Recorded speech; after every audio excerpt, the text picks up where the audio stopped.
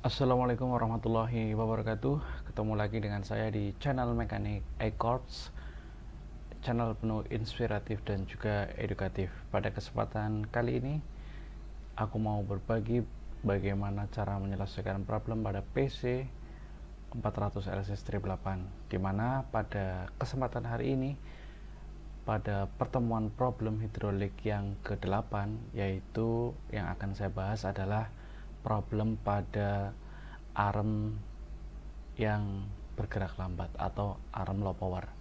Oke teman-teman, apa aja yang harus kita persiapkan sebelum kita melakukan troubleshooting ini? Yang pertama harus shop manual, yang kedua adalah pressure gauge atau tool ppm ya. Oke teman-teman, adapun beberapa kemungkinan penyebab problem arm low power ini, ada 10 kemungkinan penyebab. Apa aja? Ayo kita simak satu persatu. Yang pertama adalah kemungkinan ada kerusakan pada left PPC valve, yaitu yang ada di sebelah kiri operator. Nah, itu kemungkinan mengalami kerusakan. Bagaimana cara kita melakukan pengecekannya? Gampang sekali teman-teman, seperti halnya pengecekan pada PPC travel dan juga PPC yang ada di sebelah kanan. Untuk PPC valve yang sebelah kiri, caranya adalah running high idle, kemudian running, kemudian high idle, dan kita ukur berapa PPC valve output pressure-nya. Pada saat netral kondisinya harus 0, ketika arm posisi in maupun out minimal harus 28. Oke, jelas ya teman-teman semua. Yang kedua adalah kemungkinan permasalahan pada merger divider solenoid valve. Nah, bagaimana cara melakukan pengecekannya? Sama, kondisikan posisi engine running, kemudian high idle, dan ukur solenoid output pressure-nya. Oke ya, caranya dengan posisi travel lever-nya netral, kemudian juga dioperasikan. Pada saat netral berapa? Standar harus 0, dan ketika dioperasikan untuk travel lever harus 29 sampai 35 kilo per cm persegi atau 29 atau 35 bar, sama aja. Oke, kemungkinan yang ketiga adalah kemungkinan kerusakan pada pump merger divider valve ya, main atau LS nya. Nah, kemudian pump merger divider valve ini mengalami spoolnya ya, spoolnya itu mengalami ngejam atau kerusakan atau tidak. Nah, teman-teman lakukan pengecekan secara langsung, bongkar, kemudian cek ngejam atau tidak. Nah, kemudian yang keempat sama, lakukan pembongkaran, cek pada arm control valve atau pada spool control valve armnya. Nah, buka apakah ngejam atau tidak, pergerakannya smooth atau tidak, ataukah sudah terjadi keausan, ataupun kontrol valve-nya itu terbalik antara A dan B nya. Nah, teman-teman bisa lakukan pengecekan ya dengan melihat panduan di shop manual untuk labirin-labirinnya. Kemudian selanjutnya kemungkinan kerusakan pada compensating valve. Compensating valve ini berada pada kontrol valve juga. Cara melakukan pengecekannya, teman-teman cek sealnya, cek springnya, cek valve bodinya, cek spoolnya apakah ada kondisi yang abnormal.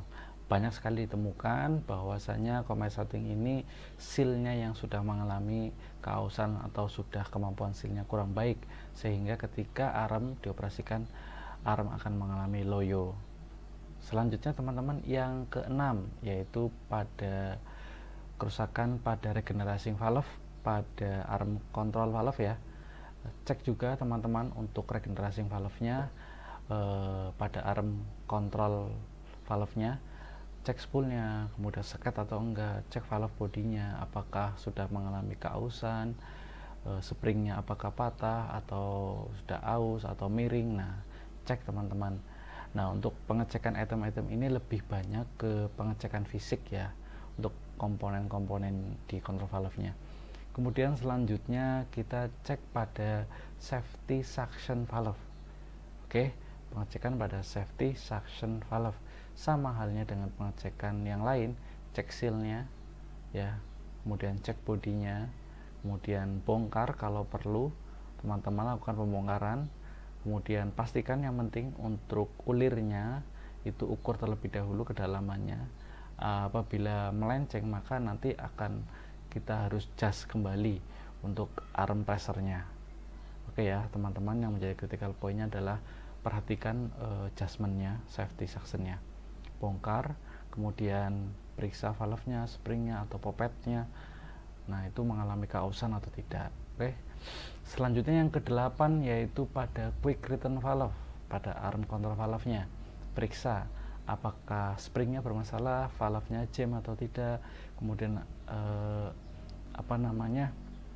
spoolnya scratch atau tidak. Nah banyak sekali yang harus dicek tentunya teman-teman, sama lah scratch, warren, itu yang harus kita cek pada quick return valve-nya. Selanjutnya pada LS shuttle valve ya, yang ada pada travel kanan, boom, kemudian travel kiri, bucket, dan juga servisnya. Periksa LS shuttle valve-nya. Oke, cek kausannya, cek springnya, kemudian cek valve-nya apakah scratch atau aus. Nah seperti itu. Kemudian yang ke-10, yang terakhir adalah pengecekan pada arm silindernya.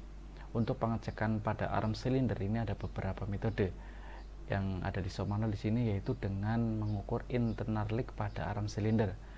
Caranya apa? Caranya gampang sekali. Caranya nanti teman-teman posisinya arm in di relief, kemudian buka di sisi headnya, kemudian ukur berapa quantity oli yang keluar ya. Standarnya 20 cc per menit. Nah itu langkah ketika kita harus mengukur internal leak. Ada cara mudah lagi dengan mengukur temperatur antara bottom dan headnya. Oke, dengan menggunakan termogan. Nanti ketika memang ada deviasi sama antara bottom dan headnya untuk temperaturnya, tentunya ini ada masalah. Oke ya. Oke teman-teman, berikut demikian untuk Mentors problem arm loyo atau alarm low power pada PC400 888. Semoga Mentors kali ini bisa bermanfaat bagi pekerja, bagi teman-teman semua, membantu proses kerja di lapangan. Assalamualaikum warahmatullahi wabarakatuh.